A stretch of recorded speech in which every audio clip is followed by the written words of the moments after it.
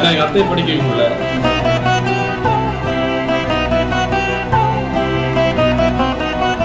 ஆனால் இப்போ இந்த ஸ்கூலில் வந்து ஒரு மகளிர் கல்வி நிலையம் இருக்கு, அங்கே பள்ளி இருக்கு, அங்கே எல்லா பெண்களும் அங்கே படிக்க முடியும்னு தெரியுது. என்னோட சார்பாக ஒரு 5 லட்சம் ரூபாய் கொடுக்கணும்.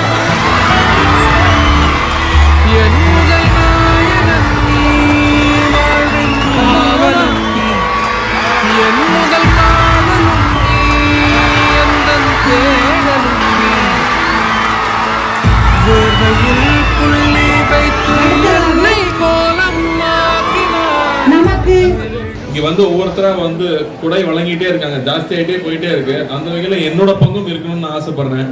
ஏன்னா அந்த ஸ்கூலுக்கு நான் முதல்ல நடந்து வரும்போது இங்கதான் அப்பா நடந்து போயிருப்பாங்கன்னு தோணுது.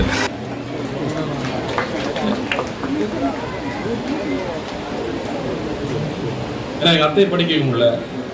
ஆனா இப்ப இந்த ஸ்கூல்ல வந்து ஒரு மகளிர் கல்வி நிலையம் இருக்கு, அங்க பள்ளி இருக்கு, அங்க எல்லா பெண்களும் அங்க படிக்க முடியும்னு தெரியுது. என்னோட சார்பா ஒரு 5 லட்சம் ரூபாய் கொடுக்கணும்.